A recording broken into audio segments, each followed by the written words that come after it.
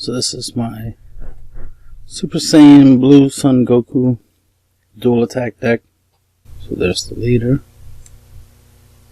1 copy, 4 power absorbing Majin Buu, 4 Pan Product Starter, 4 Sun Gohan ability attained, 4 Saiyan Onslaught Kefla, 4 extra strikes to Saiyan Goten, Kaba Surging Forward, 4 of that, 4 Hidden Power E Supreme Kai, 4 Furthering Destruction Champa, and 4 Bodyguard Legic, 4 Planet M2, 4 Objections, 4 Dimension Magic, and 2 Awakened Warrior Bard.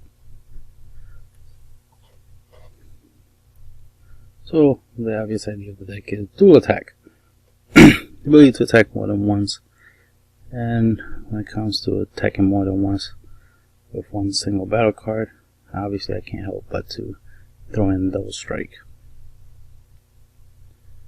You see we got 1 blue 5-drop, and then we got 1 red 5-drop, and then the rest is a 4-drop blue, 4-drop 3-drop red, blue, 4-drop blue, 3-drop red.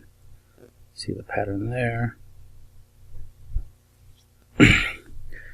So we need to talk about the leader first. So the leader, what drew me to this leader was the gaining the power boost for your energy part.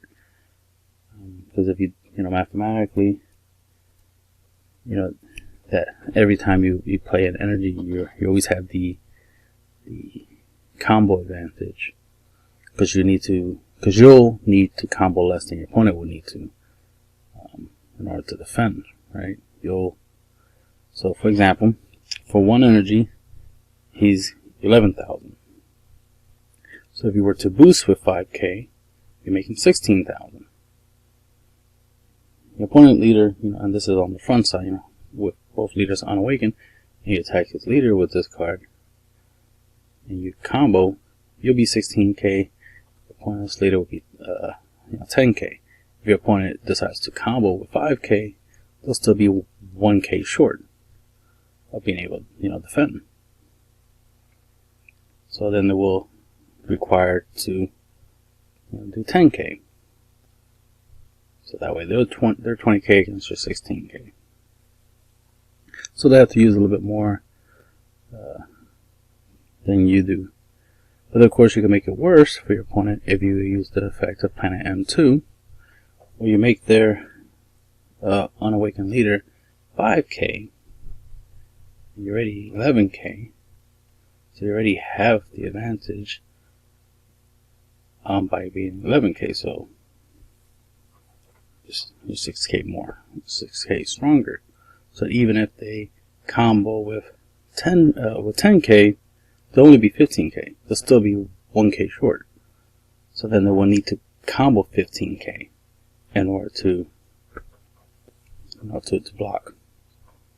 And that's the thing you want to put in a position where they have to do a little bit more than you. And that's the whole idea, obviously, right? And then he just gets stronger and stronger and stronger. Then, of course, when you have 7 or more energy, you get dual attack. A leader with dual attack. Gotta love that. And once per turn, when this card attacks, draw a card. Then this card gains 1,000 power for each energy you have for the duration of the turn.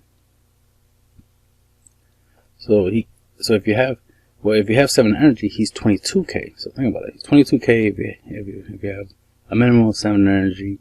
He's 22k on the awakened side, and he's dual attack. Now he's 22 on the first attack, of course. On the second attack, he'll only be 15k. Oh no, false. I forgot. No, the power boost stays. You only draw once, obviously, because they don't want you to draw twice. That'd be so good to draw twice. To draw for every attack. No, you get the power boost for the duration of the turn. So he's 22k on both attacks. You just draw once. That's what it was. And then, of course, if you get on double strike, then he's 32k with double strike on the first attack, and then 22k on the second attack, because you lose the 10,000 boost. but you should still have the double strike. So on the second attack, you're 22, double strike. So the first attack will be strong, double striking your opponent, but the second attack will be weaker, but still, you know, that's a lot of pressure on your opponent. So that's just with the leader alone, you're already, you know, causing your opponent a lot of problem. Obviously, we have objection for energy ramping. I was trying to put in the Whis package, Whis and Bulma, to, you know, help get you to 7 energy, but realistically, the fact that the deck has a lot of dual attackers, you don't need to force it to get the leader to 4 energy. You don't have to force it to get to 7 energy just to give him dual attack. You will achieve 7 energy, of course, you know, using objections, because you will need only to play 2 objections, and then, you know, by turn 5 you'll have 7 energy, right? And then there you go, turn 5 you'll be able to dual attack your opponent with just your leader alone, not including the fact that you have a couple 5-drop dual attackers, 4 drops, 3 drops. But then with the double strikes, you know, you're dealing a good amount of damage. Got some free play cards in there, obviously.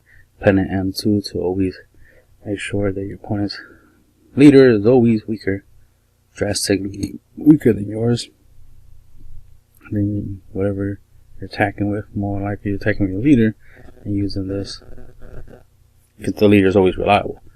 It'd be too easy for your opponent to counterplay any of your battle cards. It'd be too easy for them to use a card that, you know, kills them or bounces them to the hand or anything like that. There's so many cards out now that will make it harder for a battle card to stay in play. There's even cards that can be played during the combo phase. You know, active battle cards, they can bounce something you attack. So if you summon a battle card, attack with it, they could play something during the combo phase and just bounce the attacker back, and then it's like, damn, I don't get the extra, you know, attack with a dual attack ability.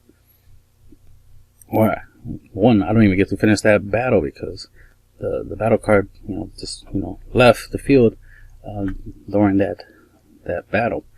But it's hard to do that to the leader, so obviously you want to put a little more emphasis in your leader, since the leader is more reliable, you know. And of course we got a free play 20k double strike, basic finisher that I use. Not much else to say in the deck, you know, obviously straightforward. The only thing is that, you know, with future sets, hopefully they will have some lower cost double strikers, you know, a couple more 3 drops, maybe a 2 drop, and then, you know, this build would change based off of that. They could create a whole archetype, a whole theme deck, a whole archetype based off of just the dual attacking ability. This I just grabbed, you know, obviously found a whole bunch of dual attackers, but, you know, some are blue, some are red, and then I have a lot of red in this deck, so it would be good to be able to have solid colors. I normally prefer to play solid color when I build decks.